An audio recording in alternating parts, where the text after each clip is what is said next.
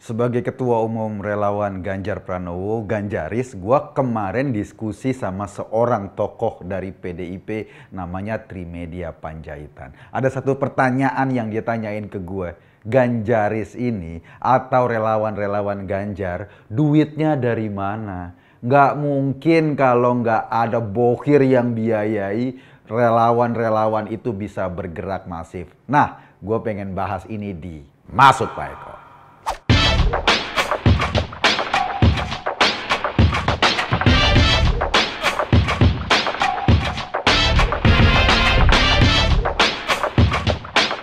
Gue pengen kasih tahu ya, Ganjaris itu adalah relawan. Relawan itu beda dengan tim sukses. Kalau tim sukses itu sudah jalan bekerja secara profesional dan orang-orangnya dibayar untuk sesuatu yang memenangkan orang calon atau memenangkan seorang anggota legislatif dan lain-lain. Trimed dalam diskusi kemarin di ILC maupun di Kompas TV mempertanyakan beberapa hal. Yang pertama, dia nyinyir prestasi Ganjar apa katanya. Terbukti katanya Jawa Tengah menjadi provinsi dengan pendapatan paling rendah atau provinsi termiskin. Ya nggak juga sih. Kalau mau jujur, di Pulau Jawa ini provinsi termiskinnya ada di Yogyakarta. Angka kemiskinannya lebih tinggi dibanding Jawa Tengah. Yang kedua, kalau mau ngukur prestasi seorang gubernur atau seorang kepala daerah, ya nggak bisa diukur dari angka pendapatan masyarakatnya. Kenapa nggak bisa? Ya karena kalau diukur dari angka pendapatan masyarakatnya, kalaupun gubernurnya sableng, Jakarta pasti akan jadi juara. Karena dari zaman Rekiplik dulu, Jakarta memang jadi kota besar. Bukan itu cara ngukurnya, Trimed. Cara ngukurnya adalah sejak Ganjar Pranowo jadi gubernur, berapa sih berkurangnya penduduk miskin di Jawa Tengah? Itu artinya ada progres, ada pengurangan penduduk miskin. Berapa sih peningkatan IPM, Indeks Pembangunan Manusia, sebagai kategori keberhasilan pembangunan? Itu yang mesti diukur. Nah, gue ingin sampaikan satu. Pada tahun 2014, itu penduduk miskin di Jawa Tengah itu 4,83 juta orang. Sejak Ganjar jadi gubernur, tahun berikutnya turun jadi 4,56 juta orang. Artinya terjadi penurunan. Dan penurunan ini terus-menerus terjadi sampai pada tahun 2021. Yang tadinya 4.190 orang, sekarang atau pada periode berikutnya turun jadi 3.093.000 orang.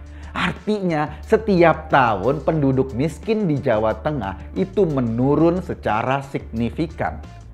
Kenapa? Ya akibat program-program pembangunan. Salah satunya apa? Yang paling menarik ini ya, gue kasih tahu ya, apa yang dikerjakan seorang Ganjar Pranowo di Jawa Tengah adalah program bedah rumah masyarakat. Nah ini yang menarik, programnya nggak digembar-gemborin kayak DP 0%, nggak digembar-gemborin kayak OKOC. Program ini ngeliat ada rumah-rumah masyarakat yang tidak layak huni. Lalu pemerintah provinsi datang memberikan bantuan alat-alat bangunan atau bahan-bahan bangunan. Semen, pasir, genteng, dan lain-lain.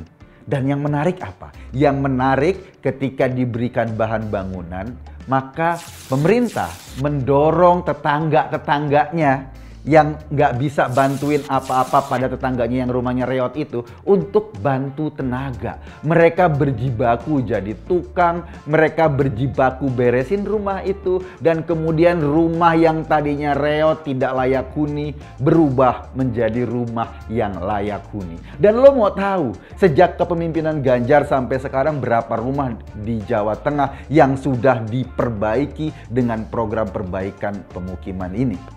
Jutaan bro, jutaan. Gue nggak perlu bandingin dengan program DP 0% yang targetnya 200.000 baru terrealisasi 1.000 unit doang. Itu nggak perlulah kita omongin. Tapi gue ingin sampaikan program tanpa gembar-gembor ini. Yang pertama, jumlahnya itu masif, jutaan. Yang kedua, ini yang paling menarik, melibatkan masyarakat untuk bergotong royong membantu tetangganya. Seorang pemimpin yang mampu menarik orang untuk terlibat dalam proses pembangunan, menurut gua satu kelebihan sendiri dari Ganjar Pranowo. Jadi ketika Trimed ngomong apa prestasinya, itu deh sedikit cuplikan prestasi. Kalau soal prestasi yang lain banyak. Jawa Tengah itu dikenal sebagai provinsi yang paling banyak atau paling getol mengembalikan gratifikasi ke KPK. KPK sudah memberikan penghargaan kepada provinsi ini sejak dipimpin oleh Ganjar Pranowo. Ada lagi komentar Trimed soal olahraga. Katanya kan Trimed ini adalah ketua Asosiasi Gulat Indonesia. Tukang gulet-gulet gitu, ya, ketua cabang olahraga gulet. Katanya ketika PON di Papua kemarin, Ganjar Pranowo boro-boro nengok atletnya. Ini mungkin aduan dari orang yang kepada ketuanya, oh nggak ditengok nih sama gubernur, minta ini dong, sangunya dong, gitu-gitulah. Atau perhatiin dong gitu. Mungkin selama ini dia yang kurang perhatian, tetapi atlet-atletnya ngedompleng lah. Membanding-bandingkan nih gubernur nggak ngasih bantuan nih, bantuin dong, gitu. Padahal lo baca deh, di media-media itu banyak kok beredar berita bagaimana seorang Ganjar Pranowo pada saat di Papua sana, ketika PON dilaksanakan, dia bolak-balik ngunjungin atlet-atlet Jawa Tengah untuk memberikan semangat. Itu beritanya gampang kok dilacak. Jadi jangan karena isu 1-2 mulut yang barangkali minta sangu di Papua, kemudian itu diklaim sebagai problem keseluruhan. Yang nggak fair dong namanya. Yang ketiga, ini yang paling menarik nih. Trimed menuduh orang-orang kayak gue, relawan-relawan Ganjar yang tersebar itu dibayar. Dia bertanya, ini relawan-relawan ini bergerak duitnya dari mana? Gua aja, kata Trimed, ketika gua mau nyalek habis miliaran. Puluhan miliar mungkin. Gua ketawa. Kenapa gua ketawa? Karena dia berpikir menilai orang dengan caranya dia sendiri, dengan kebiasaan-kebiasaannya dia sendiri. Relawan beda dengan tim sukses. Kita ini sudah membuktikan dari dulu bergerak tanpa harus ada bantuan dari orang. Artinya tidak perlu ada seorang bohir, orang kaya raya danain kita baru jalan. Nggak gitu konsepnya. Konsep relawan ini adalah sebuah gerakan politik masyarakat yang melihat sosok-sosok terbaik bangsa ini untuk didukung menjadi pelanjut setelah Pak Jokowi nanti. Kami ini menyadari bahwa bangsa ini harus terus berjalan ke depan, harus sustainable, harus terus-menerus bergerak ke arah kemajuan. Dan karena itu kesadaran politik itu membuat kami semua berkumpul untuk mendukung orang-orang terbaik. Dan menurut penilaian kami, Ganjar Pranowo adalah orang terbaik. Kalau kita mendukung orang-orang terbaik, sesungguhnya kita berjuang buat diri kita sendiri. Karena kalau presidennya baik, yang merasakan kebaikan siapa? Kan masyarakat juga. Jadi Bang Trimed, kita nggak perlu dibayar untuk itu. Dan Anda tidak perlu menyamakan kita dengan kebiasaan-kebiasaan Anda membayar orang untuk dapat suara. Nggak perlu menyamakan kebiasaan itu.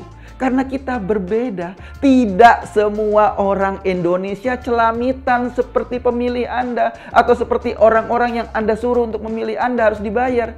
Nggak begitu konsepnya. Yang menarik adalah dia ngotot banget.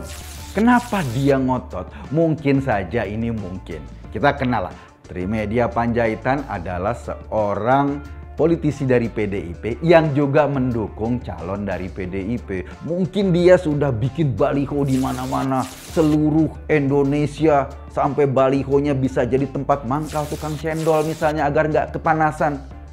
Ujung-ujungnya yang dia dukung ternyata nggak naik-naik elektabilitas maupun popularitasnya. Oke lah, popularitasnya mungkin naik, tapi elektabilitasnya jeblok. Artinya apa? Artinya rakyat juga lihat baliho-baliho itu ya cuma sekedar memasang tanda di pinggir jalan saja tanpa ada ikatan emosional. Mungkin saja kayak gitu. Nah, dia bingung. Kok gue capek-capek keluarin duit banyak, tapi kok elektabilitasnya nggak naik? Sementara ada orang lain, kader PDIP juga, kok didukung sedemikian masif oleh masyarakat? Pasti nih, dia bilang gitu, pasti ini ada yang biayai. Itu problemnya. Kalau Anda mengukur orang lain dengan kebiasaan Anda. Gua bilang sama Trimet waktu itu, Ganjaris untuk membiayai kegiatannya ya jual beberapa souvenir. Ada kaos bergambar Ganjar, ada mug, ada topi, dan lain-lain. Sebagian hasilnya kita gunakan untuk biaya operasional sehari-hari kita. Dia nggak percaya, nggak mungkin jualan kaos bisa nutupi kegiatan. Halo, kalau jualan kaos gambar muka ente, ya nggak ada yang mau beli. Tapi kalau jualan kaos gambar muka Pak Ganjar, sungguh yang beli banyak. Terbukti apa? Ada 17.000 relawan Ganjaris yang tersebar di seluruh Indonesia dan mereka beli kaos sendiri. Nggak pernah kita ngasih kaos, mereka beli kaos sendiri. Ada 385 kabupaten kota yang sudah berdiri Ganjaris, mereka membiayai kegiatannya sendiri. Ya mungkin kadang-kadang minta sama tokoh-tokoh di sana, minta bantuan sama pengusaha-pengusaha di sana. Tetapi prinsipnya gotong royong, nggak ada satu orang Bang Jago yang biayai semua. Nggak ada yang kayak gitu. Kenapa? Karena ini gerakan relawan. Ini gerakan masyarakat, gerakan publik yang punya aspirasi politik sendiri. Kalau Anda bilang bahwa setiap relawan itu perlu dibayar, Anda berarti menghina jutaan orang yang dulu pada saat Pilpres mendukung Jokowi tanpa pamrih, tanpa dibayar, mereka berjibaku keluarin duit sendiri. Karena apa? Karena mereka yakin mendukung orang yang tepat. Siapa mereka itu? Mereka bukan anggota partai. Mereka bukan cari duit di politik. Mereka tidak menikmati jabatan-jabatan politik. Mereka adalah ibu-ibu rumah tangga. Mereka adalah supir Gojek. Mereka adalah karyawan, pengusaha. Target mereka cuma satu. Bagaimana bangsa ini punya pemimpin yang baik. Karena mereka sadar kalau punya pemimpin yang baik, maka hidup mereka akan juga baik. Kalau punya pemimpin yang tidak punya kapasitas, ngaco, nggak punya prestasi, khawatirnya hidup kita sebagai bangsa juga anjlok. Jadi bayaran yang paling tepat untuk memilih pemimpin yang pas adalah bukan dapat amplop atau nasi bungkus. Nggak gitu. Bayaran yang paling tepat adalah ketika melihat bangsa ini makin maju, ketika melihat gerombolan-gerombolan pengasong agama yang mau merampas kekuasaan untuk bangsa ini dibersihkan sebersih-bersihnya. Karena mereka semua benalu. Dan kita yakin orang-orang seperti itu, pemimpin-pemimpin yang punya skill untuk mensejahterakan rakyatnya, sekaligus punya ketegasan mental, ketegasan sikap untuk memberangus kelompok-kelompok intoleran, kelompok-kelompok radikal yang dibutuhkan bangsa ini ke depan.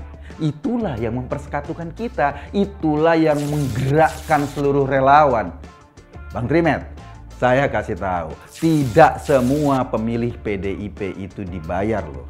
Kenapa? Ada jutaan pemilih PDIP yang tidak dibayar. Mereka memilih karena kecintaannya mungkin pada partai Anda. Jadi jangan hinakan orang-orang seperti ini. Mereka yang sudah membesarkan Anda, jangan cuma Anda nilai dengan rupiah.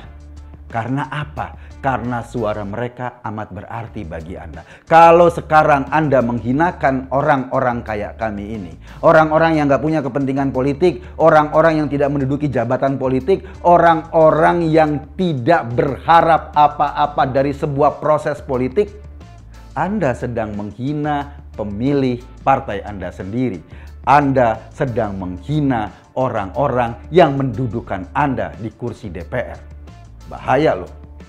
Saya Kukun tadi di acara Masuk Pak Eko. Terima kasih.